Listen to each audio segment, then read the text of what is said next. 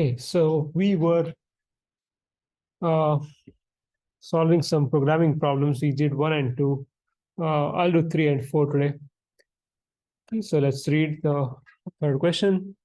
Use first, second, and third order polynomial to fit the data. Comment on which polynomial fits the data best, why, and which order polynomial would you use. Okay, so this is XY data. And again, I've given you this handout. Let me just post it here. Okay, so this is basically a summary of all the chapters we've tackled in this course.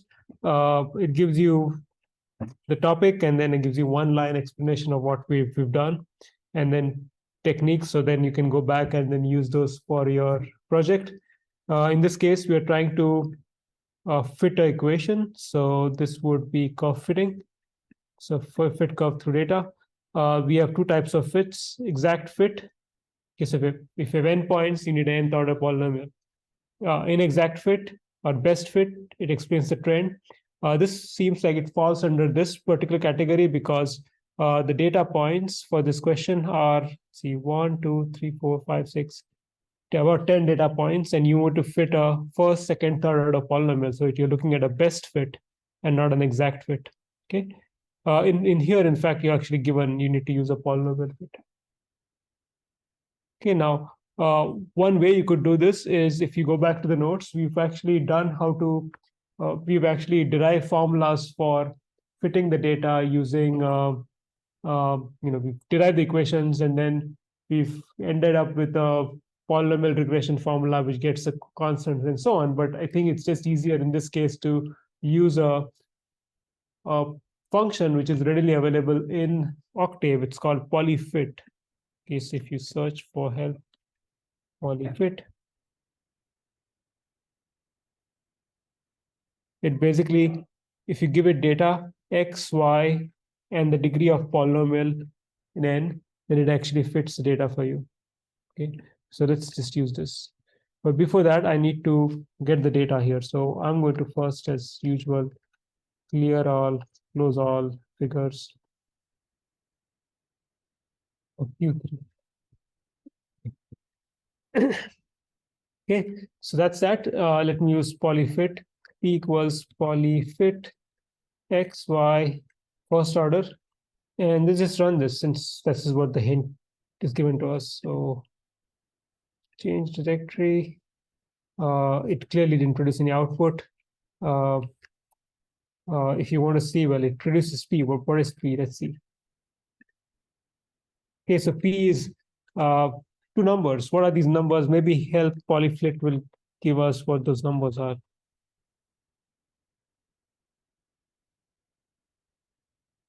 Okay. It returns the coefficients of polynomial pair. So P of x is a polynomial of degree n that minimizes the d square. So that polynomial is clearly for first order. This polynomial has to be something like P1 times x plus P2, or it could also be, so this should be y equals this, or it could also be y equals P2 times x plus P1. I don't know which of this is true. It doesn't, the documentation doesn't tell you that. So you go and if you search for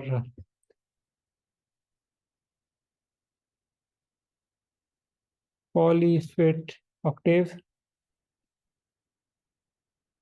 it doesn't really do a good job of documenting how the polynomial is written if the first coefficient of this. But if you go to MATLAB, it actually gives you MATLAB polyfit. They actually are a little bit better on documentation. So if you go to polyfit MATLAB, same syntax as you can see, but it also tells you the polynomial. So it always starts with the nth index. So here n equals 1. So it will be P1x plus P2. So it looks like this is what it is, and not this one. Okay, we can actually check this. So if we got, once we get this, we want to say y1 is the fit from the coefficients, then I'll just cite it as P 1 x plus p2, right? And this should hopefully give me the fit. Now, what I can do here is I can make a plot. I should have done this before.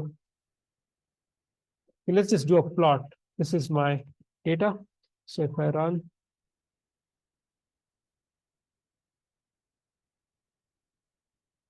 okay, so x, y, this is what the line looks like. It's not a line clearly. It's a first order fit is going to give you won't give me good results.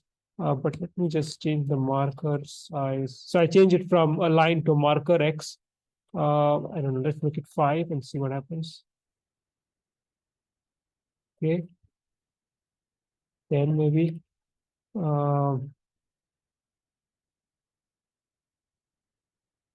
Slightly better. It's a little bigger there than my screen here.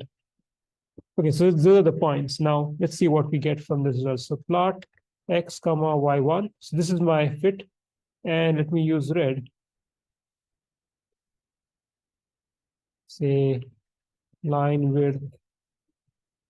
When I do this, you see it lost it did not plot, well, it did not show the data after all. So because when it writes this, then it erases the plot and then writes other plot. So you can avoid that by saying hold on. So it will hold on to that plot and then plot. So let's see what that does. So if you see this, it looks like this line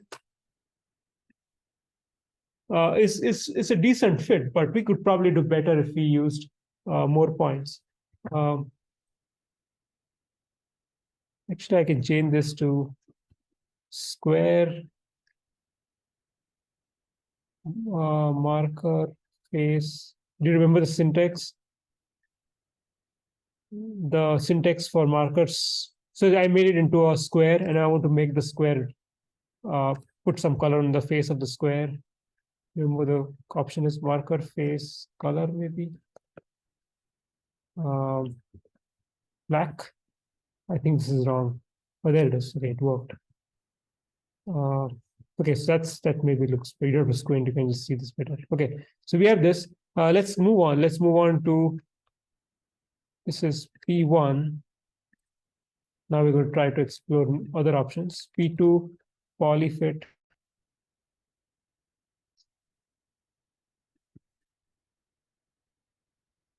Polyfit xy degree 2.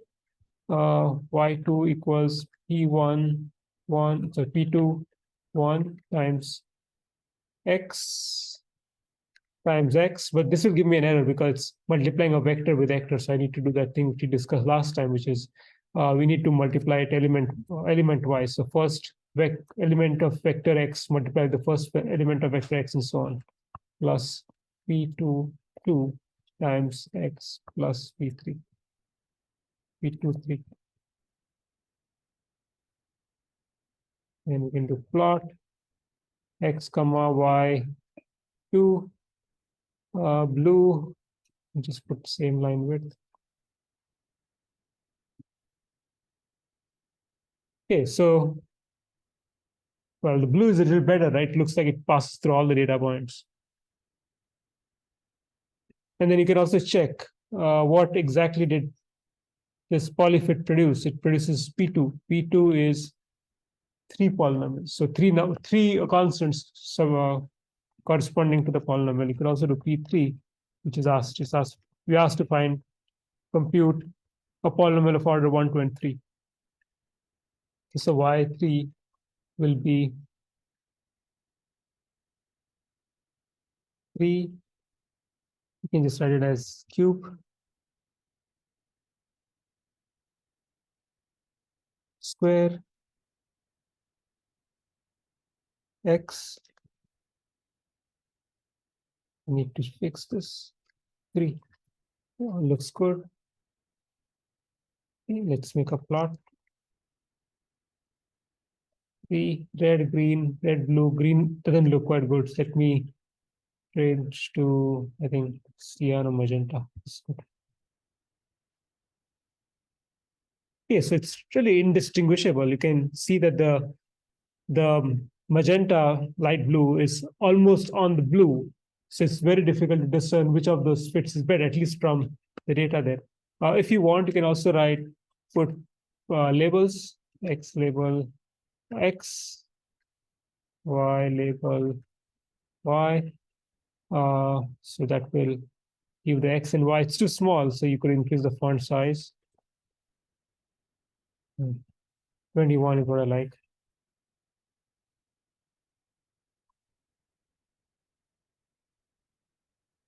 Okay, so it's better. You can also increase the font on the sticks. So small. Do not increase the font size on the ticks. X sticks.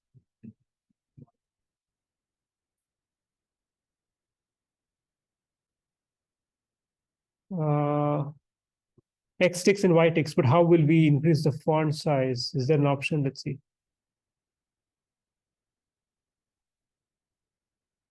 Uh, hmm.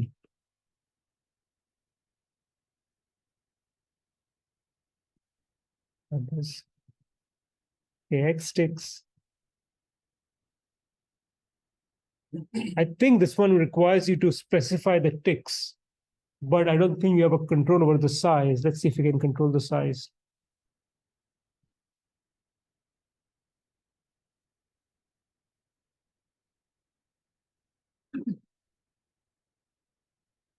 I have one with 20. You have to do set parentheses GCA. GCA will work. Yeah, that's what I was thinking. Set parenthesis GCA. And you do line with 4 like font size, something like that. Font size. Yeah.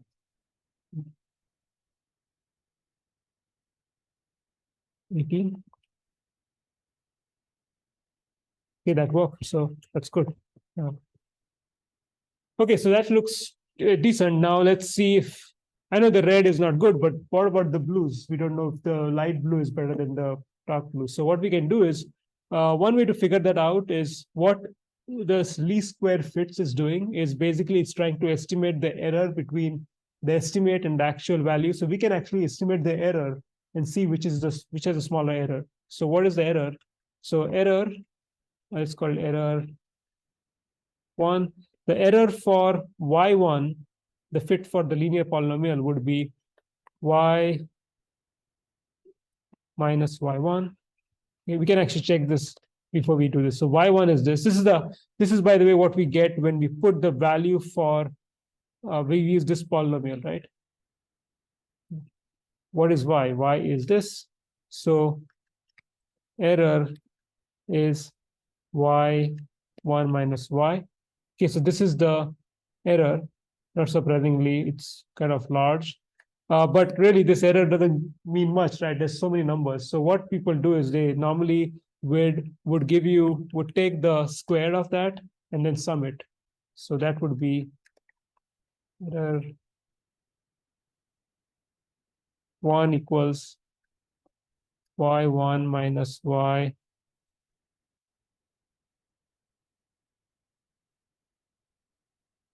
square. So this is going to take the element y's square. So it's going to take this one. So this is y minus y. It'll take this, square it, take this, square it, so on. So it'll generate, we can actually check. This is actually going to generate, as you can see, it's basically generating the square of each term. And then if you sum it up,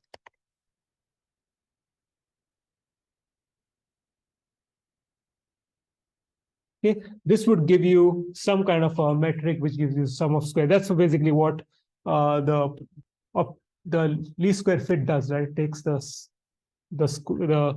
difference and then takes the sum of the squares. Okay, so that's some number. So we can use this. Okay, sorry. Sometime it just doesn't copy. I need to do this. Copy. Paste. You can do the same thing for 1, 2, and 3. 1, 2, and 3. And if you run this, okay, so it's giving me 3 errors. The first one for the polynomial for the first order fit is clearly 8.171. It's pretty large, but then it goes down to 0.08, and then it goes down all the way to 1e negative 6. So clearly, if you go back to the question,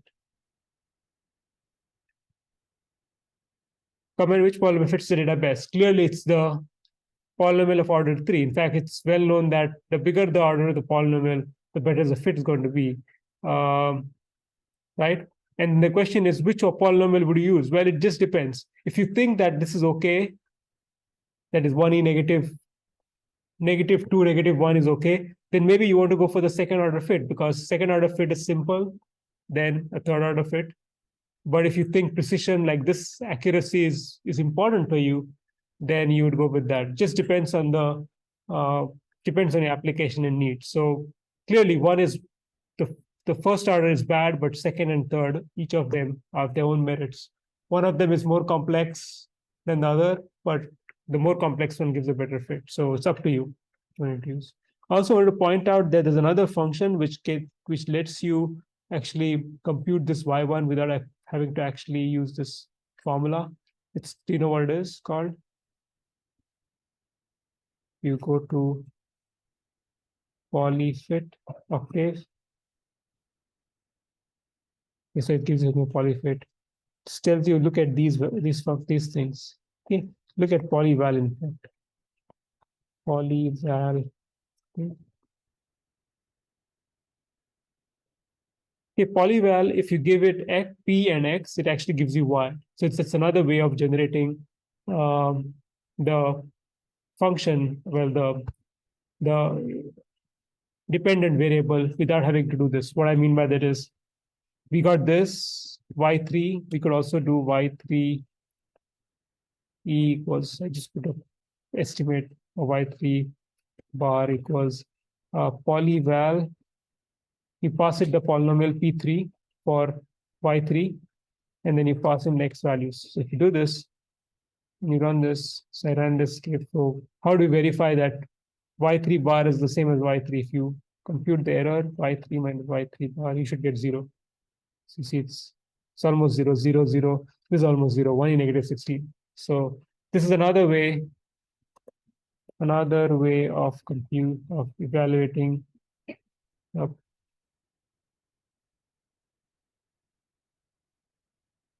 polynomial. Sorry, comment this one. Okay, any questions? Okay, so hopefully, I'm just trying to use the command window sometimes. Sometimes the editor, just your command window is a great place to try out different things before you actually put it in code. Sometimes you can just add another file. So let's move on to the last question.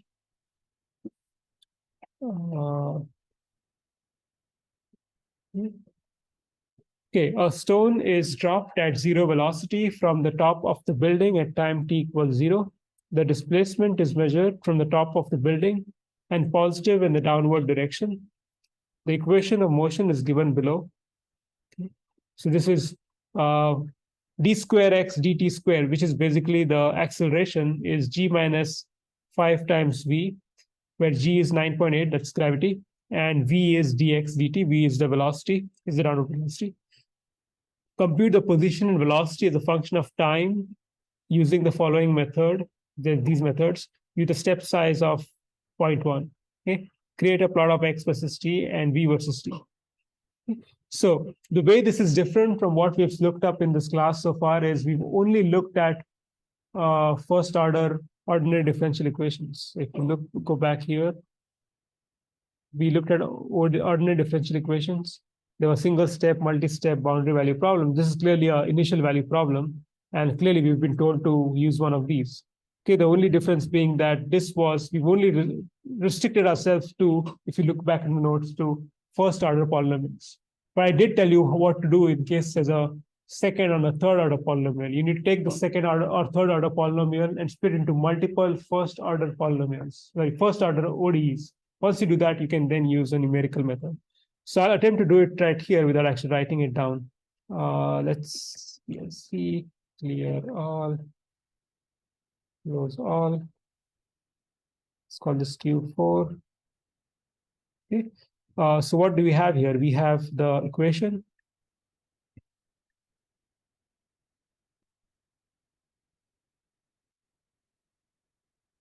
T2 t square x dt square equals g minus 5 times v. Okay, and then we also know that dx dt equals v. Right? This is the equation. So what we do normally for these equations is treat x1 as x, x2 is dx dt, which is v, and now try to write equations involving x1 and x2. So x1 dot, what is x1 dot? It's basically x dot. But what is x dot? It's dx dt, which is v. You know what? This will be confusing. Let me do it this way. dx1 dt is dx1 dt here is dx dt, but dx dt is v. So that's my first equation. Well, I can do something else here. What is v? V is nothing but x2. x2. And then dx2 dt. Okay. Dx2 dt is second derivative of x2, or dv dt, or it's also actually this, right? Derivative of velocity is the second derivative of position equals, it's g minus, I'm just going to write this down, g minus 5v. But g is constant and 5v is this one, which is x2. So there it is. So first differential equations are, so my first equation is dx1 dt equals vx2, which is this line. And second equation is dx2 dt equals, should be minus g minus 5 times x2. Okay, so I have everything here in terms of x1, x2. And so I can now state, we call that z. Okay, this is x1, x2. And if you want dz dt, which is my f of x1, x2, or rather f of t comma z, where z is x1, x2 is equal to. So this will have now not one, but uh, two, two rows, right? The first row being x2, and second row being g minus 5 times x2. Okay, this is what I ultimately need. So I'm going to work off this. Hey, now you could just that I don't write, so I just put it here, but you can obviously write things down like this and get this equation. So these are the two equations. This is all I need, actually. Okay, now once I have these equations, I don't like to start from a blank slate. So what we can do is we can go and get the code which we use to generate solutions using those 4 methods. It's already been posted, but I've put it in the project folder. So what I mean by that is I've posted these folders which has code to do numerical work. So in this case, we're doing ODE. So we have Euler's, Hume's, modified Euler, Runge-Kutta. We need all this for. So I'm just going to copy this, go to the desktop, coding, paste it here. I need to use it. Now there's also another file which I should have also copied and strike me. But I've actually, this is a file in the other folder which explains how to use these functions, right? This is an example. We can run this, see what it produces. So it basically produces the integration using all these 4 methods, and there's a plot. And you could actually take this and modify this. It needs f. This is giving the exact solution. I don't need that. But then this is exactly what I need to do. So what I can do is, just to make my life easy, copy paste. So just take all this. I think this is adequate.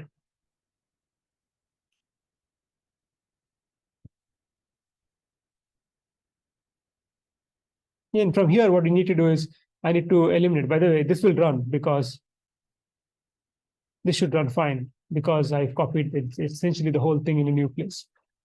Okay, so now what we need to do is we need to modify this so that it can give what we need. I would not have this. I'm going to delete this. There's no exact, but I need to compare these four methods. So it's all look good. It all looks good. I don't have the exacts. I'll delete this. I think I can delete this. I don't need the exact. And I don't have the exact solution. So let's go back and see what this is. We need to change the x to t and y to z. Okay, we already have this. Okay, x2 has no meaning here. It's really, I should have called this. This is not x2, but z2 and z2, right? This is the second variable. So this was here. I need t span. I've not been told, just told to integrate. I don't know how much time, but let's just assume that we're integrating to, I don't know, 2 seconds maybe. So 0 to 2 seconds. The initial condition. Now, here we have two states. X1, X2. What is X1? X1 is X position. X2 is V velocity.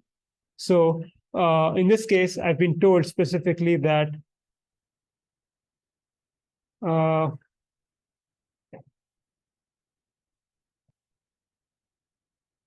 drop with zero velocity. So V is zero clearly. And top of the building is apparently x equals 0. So it's dropped with x equals 0, v equals 0. So my initial condition here is no longer just one number. It's not just this, but it's two things: position, velocity. So let me call that z0. If you care, let me just put it this way so it's clear. Velocity 0 is 0. Position 0 is 0. This way you can change the variables later on. x0, v0. And then dx is really dt. Step size also given, it's 0.1. So I have 0.1. Okay, so n is t span divided by dt. Okay, now we have, this would be t span, t span, t span, t span. This is my initial guess. So it's not initial guess, it's basically the initial value. And dx is nothing but dt.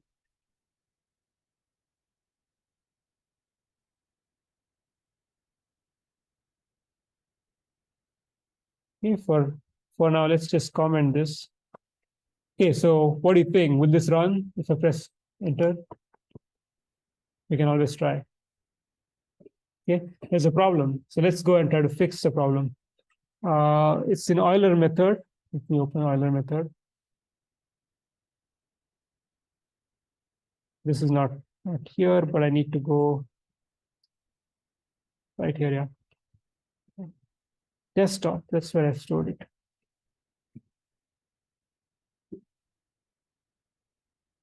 Yeah, this is the way it is. So Euler method. Okay, so there's a problem, right? Line 9, column 6. Okay, what's the problem? Well, f t span y0h looks like the size of y, something is not conforming with the size. We can actually try to see what's going on. Just say, yes, y0, and this y. Okay, y0 is what comes in, and y is what we initialized. And run this. Not this, we should close this. We don't need this anymore. It's Q4. Okay, so here you can see the problem, which is the y0 has two elements. That's because the initial condition was 0, 0. But then y is this whole thing. The size of y is size of t. What is t? T is the time span. So from, we can actually make it print t too. Yes, t. Okay, so here it printed 1, 1. So this is time 0, 0 0.1, 0 0.2, 0.3, so on till 2. This is the y0 and this is y. Okay, so do you know what can you sense what the problem is? What I need to fix? It's clearly here. I need to fix something here.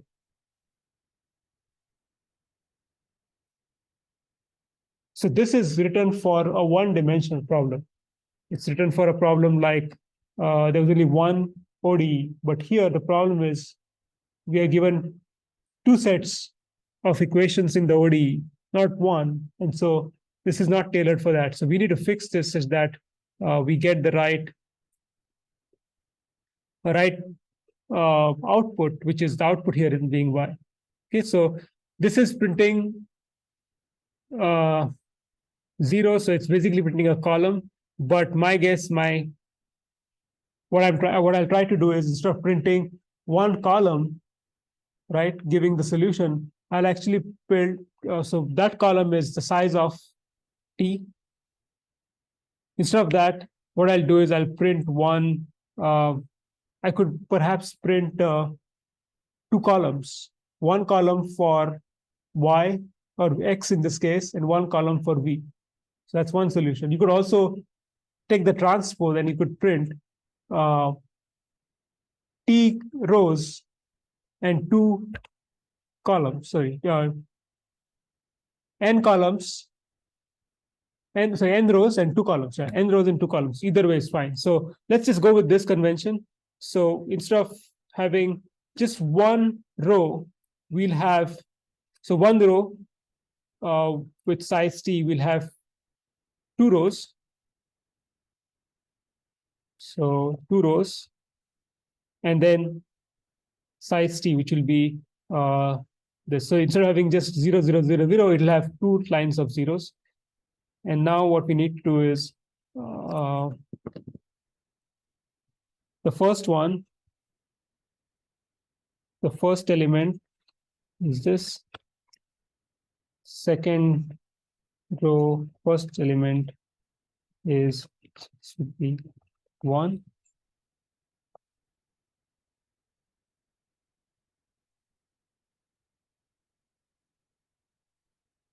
Okay, so to give you a sense of this, y will look something like this.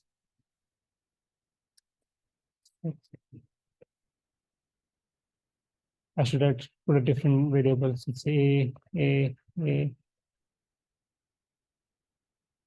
B, B, B.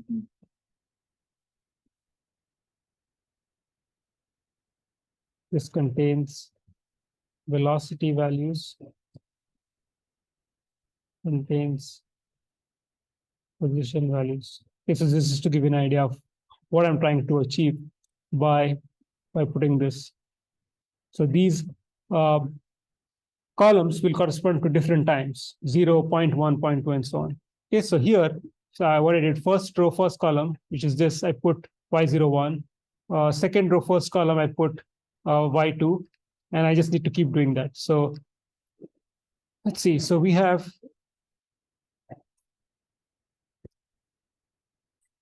here we have f, which is producing this. Let's copy this. Okay. So syntax is fine, but remember, what is this going to produce? It's going to produce 2 rows, 1 column, 2 cross 1, because the way it's written, 2 rows, 1 column. So we'll have something which is 2 rows, 1 column times h and times yi. Yi is yi right now is a row. So I need to do the transpose of this. And it's going to be cause a lot of problems. Instead of what we can do is I can take the transpose of this. So now instead of being 2 cross 1, it's going to be 1 cross 2.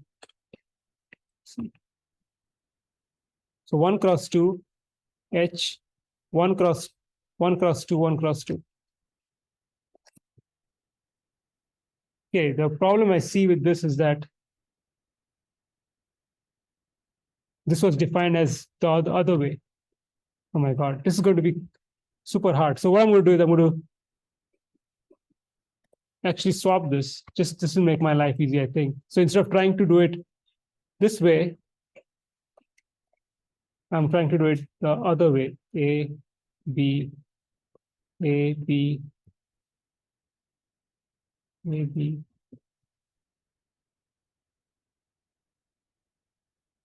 Okay, so this column, the first column is for x0.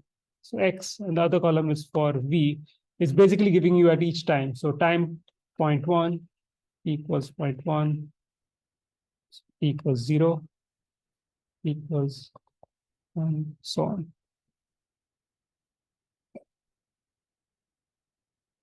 So under this circumstances, the way I have it, it seems like this is a better way to do it than to try to do it the other way. Okay, so in this case, what I can do here is this will be 1, 1, 1, 2. Okay, now I can do it this way. Why I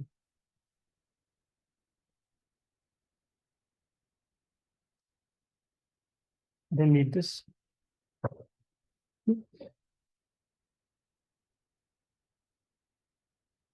Okay, so what is y? 1, this is going to have 1 and so this is going to be, see the dimensions. This is going to be 1 cross 2 equals 1 cross 2 plus h times, this needs to be 1 cross 2. So I need this because the way I've set up f is 2 cross 1. I need to take the transpose to make it 1 cross 2. And now I think it's all compatible. I think this will work.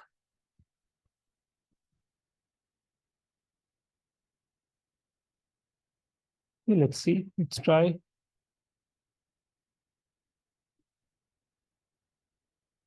Okay, Z2 out of bounds.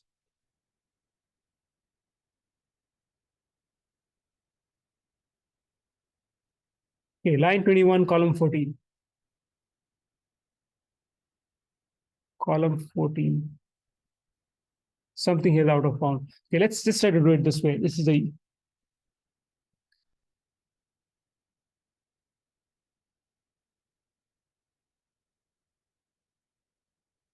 there's something about the way I've defined the dimensions which is causing the problem.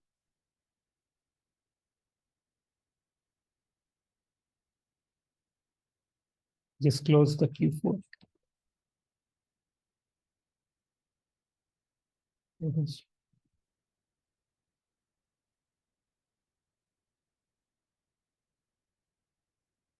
this is out of bounds. Okay, so it did print this, but did not print this. It's saying out of bounds. Okay, do you know can you see what the problem is with this? This is my F. No?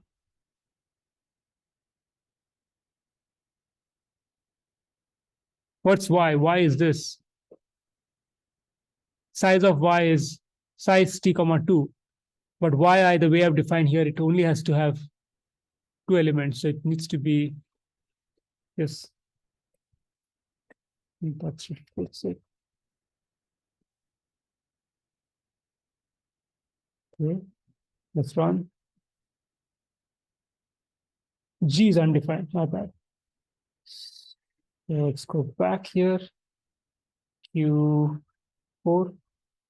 and G is 9.8. Back. So Q4, go back, run.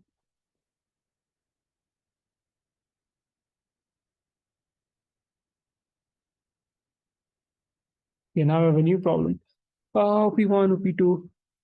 Okay, Hume's, okay, let me just comment this. I've not fixed Hume's method, but I just want to ensure that this runs. Fixing Hume's method is a similar process, but looks like it ran fine.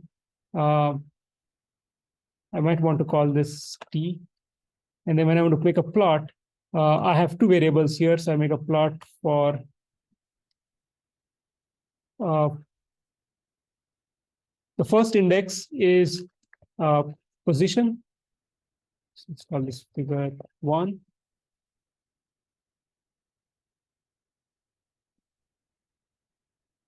y label. So this is time, and then this is position.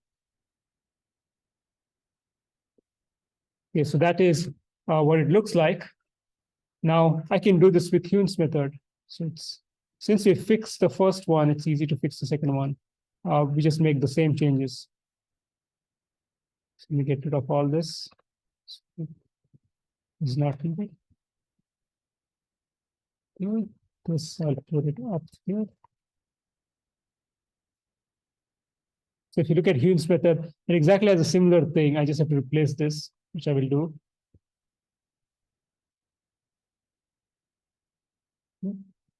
And then it looks like here, I need to make it that. Right. And then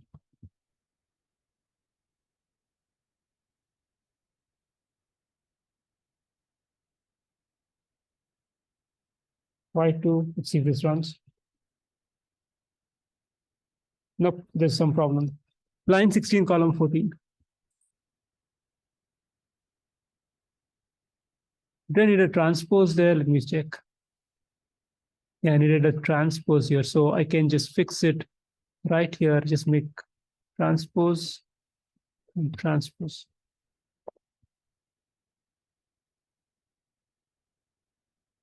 Yeah, I did not quite plot it. Let me plot it.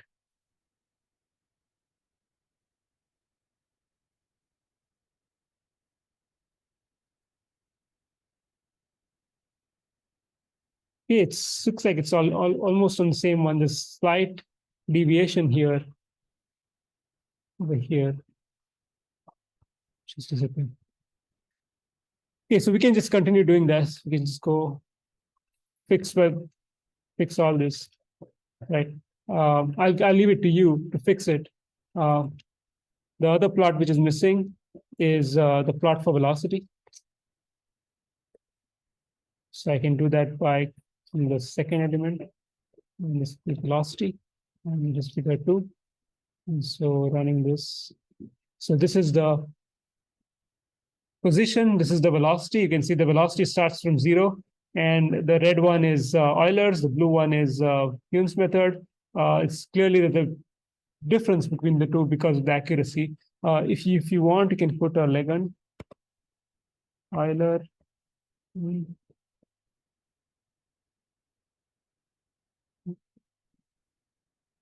When you run this now, you can see the Legend here. You can increase the size, of course, by changing the function. So this is like sort of gives you an idea of the kind of things you need to get code to work. It's take from known sources, sources you trust, and then modify it.